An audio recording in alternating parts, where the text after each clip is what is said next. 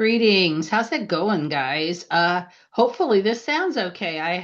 If you remember, and if you've been listening, I mentioned on a couple of episodes recently that I had audio issues and had to re-record. Well, apparently it was the death knell of my microphone that I use for podcasting, which is a Yeti. And I've had it since the beginning of this podcast, 2017. So I guess it's about time. But today, earlier actually this week, it just decided it wasn't going to work at all. But I do have an external microphone that I'm using now. So hopefully it sounds about the same. My name again is Lisa Edwards, and I am the CEO of The Exclusive Career. And I have this podcast, which is focused on the job search. Today, we're going to be talking about how to network like a pro. And my other podcast, the Exclusive Career Podcast, focuses on executive competencies, leadership development, emotional intelligence, career management, all of those. Last week's episode on that podcast was what to do when your senior role becomes unsustainable. I'm going to follow up that episode next week on that podcast with the topic, the differences between burnout and misalignment. What does that look like? What are the differences and what to do? And I'm going to talk about it from two levels: yourself, burnout versus misalignment for yourself, and also burnout versus misalignment in your direct reports. As you know, for this podcast, I've been pulling topics from previous episodes. So we're talking nearly a decade ago, bringing them into 2026 with the content that is relevant for today. So making sure that it's updated, but also I have a whole lot more wisdom and perspective about these topics than I did nearly a decade ago. For this one, I'm actually bringing content from episodes 78, 79, and 81, so really early on. And I broke that content on networking out into different kind of areas, but I'm going to bring all that in to today. And I promise this is not going to be a marathon episode because of that. In episode 371 of this podcast, I covered places to network you haven't thought of. So that's a really nice companion piece to what I'm going to be talking about today. So if you haven't listened to that one, that's a good one to listen to as well. I want to start with why networking is so important in your job search, because I think for many people, it's one of those things like take your vitamins. I don't know really what it's going to do for me. I don't understand how it's supposed to help me, or exactly what I'm supposed to be doing, but I just know that I am. So I want to start with the importance of it. My first point is that depending on what resource you look at, somewhere between 70 and 85% of jobs are in what is called the hidden job market. I like to think of it more as the unadvertised job market. I'm not going to go down the road of why they aren't advertised. There are any number of reasons. But the point that I want to make here is if you aren't networking, you have zero chance of accessing those jobs. And if you think about that, that's depending on which number you believe, something around the lines of 3 out of 4 or 4 out of every 5 jobs. So you are missing a huge amount of opportunity if you don't network to access that hidden job market. The next point I want to make about why this is so important is that job boards are quite literally the most crowded venue that you can go to look for a job, especially when you're talking about sites like LinkedIn, Indeed. There's just so many candidates. It's not unusual for clients have told me they go on there and it says there have been 400 applicants. And the reverse that I'm also seeing is that they're closing those jobs within a matter of hours because they know they're going to get a lot of candidates. And rather than getting 400, they're saying, hey, stop when I get to 100. And so for some people, in some companies, that can happen in a matter of 3 or 4 hours. I tell clients that if all they are willing to do is look for a job online, just that's it. First of all, I tell them in no uncertain terms, that is not a job search. That is looking at jobs online, which a lot of people who aren't job searching at all do. But I tell them to expect that process, if that's all they're doing, to take about a year, if not more. So number two, you're in for a really long haul.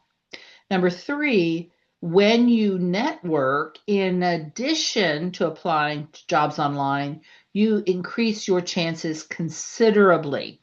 I call this the plus one approach, and I work with my clients on what are some ways that you can implement the plus one approach. But the bottom line that I give them is do it. Either be willing to do the plus one every time you apply online, or don't bother, because your chances of being successful without doing something more than everyone else are infinitesimal, 1 in 400, for example. And I think it also speaks to the fact that there is either a lack of interest in the job if you aren't willing to go all the way, or when you look at the job qualifications, you don't think that you really would be a top candidate based on what they're looking for. Number 4, my fourth point about why this is so important. When a job is posted online, companies then have sort of a roadmap that they have to follow to hire the most qualified candidate. They have put in print out there into the world, here's what we're looking for. And that is what you then become measured against, as well as all the other candidates. So, how many of these qualifications do you meet, and how does that stack up with other candidates? But when you network into a job before a position has been posted, so perhaps you have a conversation, there's real interest, and then 3 weeks later, Susie says, I'm not coming back from maternity leave. There is so much more flexibility around writing that job posting in a way that benefits you, or in many cases, they just hire you. If they're not a governmental agency, they can probably not post the job at all. So you have some real benefits there. So hopefully I've made a fairly compelling case for why networking is so important. And I want to be clear in saying that today I am really focused on job search networking. I talked last week or 2 weeks ago on this podcast about places to network, and I really tried to talk about that as a low level but important activity that you do throughout your career, and that still holds. I just wanted to be very specific about job search networking today. Next, I want to talk about what types of networking opportunities are out there. And I really think of this as in 3 buckets. Number 1 is one-on-one networking. So starting with people that you know, hopefully they refer you to other people. We're going to talk more about that. But you're having a one-on-one conversation. This could be virtual, it could be via Zoom, Teams, a phone call, or it could be, let's meet at the coffee shop. This is a concentrated period of time, 30 minutes, maybe 60 minutes, to really get to know and build a relationship with the other person. Because these meetings are typically scheduled, you have the opportunity to do your homework ahead of time and determine what your ask is for that other person. And I'm going to go so far as to say you want to know what your ask is in order to determine who you want to meet with, right? And we'll talk more about that, and I'll explain what I mean. It's going to be much easier to follow up with people that you already know, that you've networked with one-on-one, and to do what you say you're going to do. So when you have a scheduled meeting with someone, you want to follow up and follow through. We'll talk more about that in a moment. So number 1, you have these one-on-one networking meetings that are typically scheduled. The second type of networking is a networking event. So networking is in the title of the event, or it is implicit in the event. You can speak to maybe a dozen people at one event, so it can be a very efficient way. What you really can't do is be very strategic at a networking event, because you don't exactly know who's going to be there unless they give you a list. These are the people scheduled to attend. Sometimes that does happen. Or you're maybe going to a conference where there's going to be a networking event associated with a conference, and you know who's attending the conference. You can't guarantee that they will show up for this particular networking event, but you have some idea. The benefit of these networking events is the cross section of people. So whereas you can't quite be as strategic, there might be a really good chance that someone there works for one of your target employers, or someone there knows the person you're trying to meet. And you're also simultaneously building your LinkedIn connections, because you certainly want to connect with everyone that you meet at these events on LinkedIn. And I used to tell people to grab a business card, but you can really do that much more efficiently now with either a QR code or you can actually like sync up your LinkedIn. The next one, so we've got one-on-one meetings, networking events, and then the third bucket is kind of everything else. And I call it events where networking is possible. So they aren't necessarily designated as networking events, but you can. I always say if the music isn't too loud and the people aren't too drunk, you can network. These events are not specifically for the purpose of networking, but there is the opportunity to network. And if you get kind of, I don't know, good at this, where it becomes a little bit more organic, it becomes natural to you. You don't feel like it's something, oh, I've got to shift into networking mode or shift out of it. We can be talking here about a professional development meeting. So there's some sort of training, development that's going on. It could be a community service organization. I also want you to think very broadly about this category. I remember very clearly getting a client. Now, that's a little bit different than job search networking, but kind of the same thing, isn't it? And I got her because we were waiting for a table at a very fine Italian restaurant here in Tallahassee, and we were sitting at the bar. And this woman came up. She was by herself. We struck up a conversation. She was completely delightful. She was interested in needing my services, and she ended up becoming a client.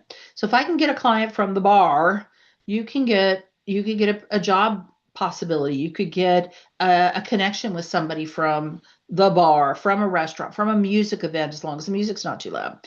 Think about things that you like to do: wine tastings, foodie events. I like to bicycle. So it's that idea of kind of going about your daily business and networking while you're doing it. And those of you that can see me on video, I will edit this out of the sound. I have a hair that is driving me nuts. There we go. All right. The other thing I want to point out about that bucket of networking is possible. If it is something where you are demonstrating your zone of genius, so let's say you are volunteering for something and you're doing marketing because you're a marketer, that is the added benefit there is that people are seeing you doing the thing that you are great at.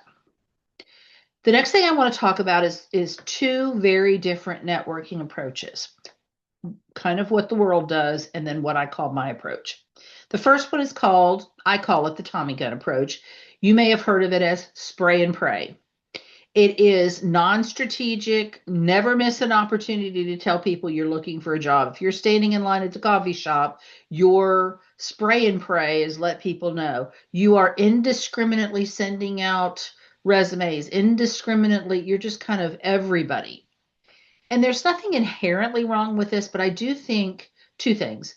It isn't very strategic, so it may not get you the results that you're looking for. But I also think that we have a finite amount of energy when it comes to our job search. There is the potential for leakage as we don't get the results we were hoping for, we don't get responses, whatever. And it can be a very draining activity. And so I want to think of it as I want a very efficient job search process that doesn't leak energy for me. The problem specifically beyond the energy leak with the Tommy gun or the spray and pray method is it can be very difficult in that situation to give the other person anything concrete with which to help you. Because probably what you're going to be saying in that scenario is, hey, I'm looking for a job. If you think of anything, let me know. Or maybe it's a little bit more specific, but not really. Because again, the focus is on volume. There's not a lot of time. There's not a lot of quality. The second thing that I think is really wrong with that brand of networking is that you aren't providing the other person with any value. You can get a bad rep for that if this is somebody that you're going to be dealing with going forward. But also, it just doesn't feel very good unless you're, I don't know, sociopath. You don't want to be all take and no give. It feels creepy. I call it being a networking barnacle, right? Like think about the barnacles on the boat. They provide no value to the boat whatsoever. They apparently are getting something wonderful out of that boat, sucking the life out of that boat. I don't know what they're doing. but they aren't giving anything good to the boat. What the Tommy gun approach looks like at a networking event is vague requests lead to vague results. You are not being specific, you are not being strategic, and so it is reasonable to expect that the results you get from that activity will be vague, non-specific, and certainly not strategic. And I also want to point out that these people, in many cases, aren't going to know you. You haven't made any effort to establish a relationship with you. So why would they want to advocate on your behalf? Right. So there is the spray and pray method that does work with people you know. You're just telling everybody. But at some point that can kind of leak out and you're just spraying and praying everybody and they don't know who you are. My approach, I call the bow and arrow approach. It's much more targeted, much more strategic. You begin with the end in mind. You know what your target employers are. I have my clients come up with a list of about 25 target employers that meet their criteria, whatever those are. And we talk about what those might be. What are their non-negotiables in a job, in an employer, in a boss, in a corporate culture, whatever the case may be. And then they work backwards to figure out how to get their foot in the door. Okay, I want to work at XYZ company. I can look on LinkedIn or maybe the corporate website and I can see who would be the decision maker to hire me eventually. Who's the eventual, I think of it, I don't know why, I think of it as the Wizard of Oz. Who's the Wizard of Oz for XYZ company that I need to eventually speak with? And then I can see on LinkedIn how I am removed from the wizard at XYZ company. And then eventually I'm going to get to somebody that I know that either works there, knows the decision maker, best case scenario, it's both of those things. Or if none of those is the case, who do I know that is just very well connected around this company that I'm trying to get in? Could be industry connections, it could be a geographic location connection, could be a job function connection. But I'm going to think about those people that are, I call them centers of influence, just seem to know a lot of people. And so I'm going to kind of figure out with my target companies, who do I know that works there, knows the decision maker, both is even better. And then there's going to be some number of those 25 that I don't have anybody in that first category. They don't know anybody that works there. They don't, okay. And then I'm going to go to my centers of influence and I'm going to see who they know and who they can help me with. All right. The next thing about the bow and arrow approach that is important is that you are asking your network contact for specific information. Keep in mind, you are not asking people for a job until you get to the wizard, in which case, yeah, you want a job. For everybody else, it's, hey, I see that you're connected to Sue Smith, who does work at that company. I see that you're connected to John, who works in that department. Whatever it is, you have a specific ask. Usually it is in the form of some kind of an introduction or maybe they have a piece of information that's going to really help you in your job search and you want to ask them about that. So that is so much more strategic than the bow and arrow or than the Tommy gun or the spray and pray. Next, you are providing as much value to the other person as they are to you. More on that later. Equal value for equal value. You do not feel like a barnacle. All right, how does this look in networking events? You don't know who's going to be there, so it's difficult to plan ahead, although you may be able to say, okay, I see that such and such, I'm going to a chamber event, and the sponsoring company is one of my target employers. Hey, they're going to be there and probably going to be several of them there.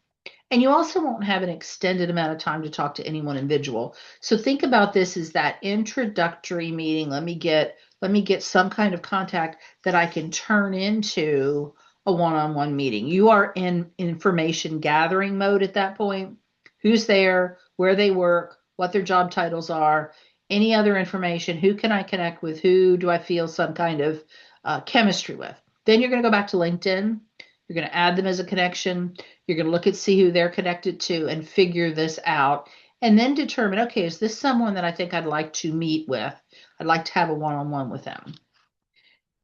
If there is somebody there, of course, at the event that does have some direct way of helping you. Sometimes that happens organically. Hey, we have a job open right now. Hey, I let me introduce you to this person. They're looking for someone just like you.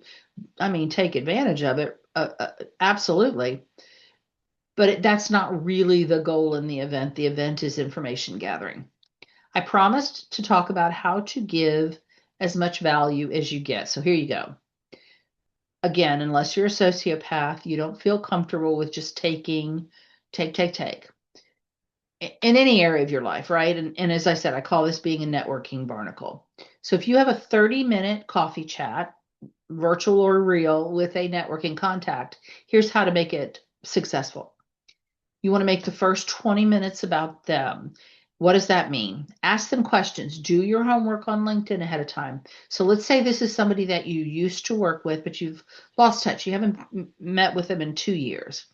How has it been since you've moved over to ABC company? What's your role like? What was the transition like from our company to that? What do you find most challenging about your new job? What are your biggest headaches in your new job?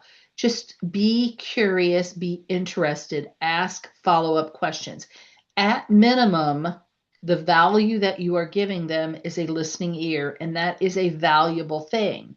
Also, as you are listening to them, think about opportunities to provide additional value. Is there someone that you need to introduce them to? Is there a vendor, a process, a platform, an idea that they might be able to use to solve a problem that they're faced? How can you provide additional value? When you do that, they should be more than willing to see what they can do for you.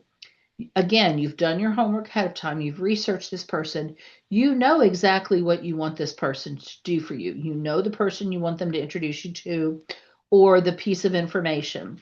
At the same time, I want you to be flexible because you may say to them, I see that you're connected to Mary Smith at XYZ company. This is one of the target employers that I would like to approach for in my job search. Would you be willing to make an introduction? And the person says, I just found out Mary, she's been dealing with a pretty serious health issue. She is taking a leave of absence from the company, or maybe they don't know Mary that well, but I know this other person. Would it be all right? So it's that combination of having an agenda, a plan, and also being flexible to what the other person might be able to bring. The final point in this, how to add value, follow up and follow through. The follow up point is reaching out within 24 hours of the meeting to touch base with them and remind them of what they said they would do for you. The follow through is you doing whatever you said you might do for them. So this could look like something like, it's a quick email. Dear Jan, it was great catching up with you yesterday. Really interesting to hear about that challenge around whatever it is that you're dealing with at ABC company. I hope my idea, whatever, if you provided anything beyond the listening, mention it just as kind of a reinforcement about the value that you brought. Then you say, I'm really looking forward to the introduction to John Jones at ABC Company. I look forward to that introduction, right? So you're reminding them without sounding like you're reminding them. So just a quick little couple paragraphs.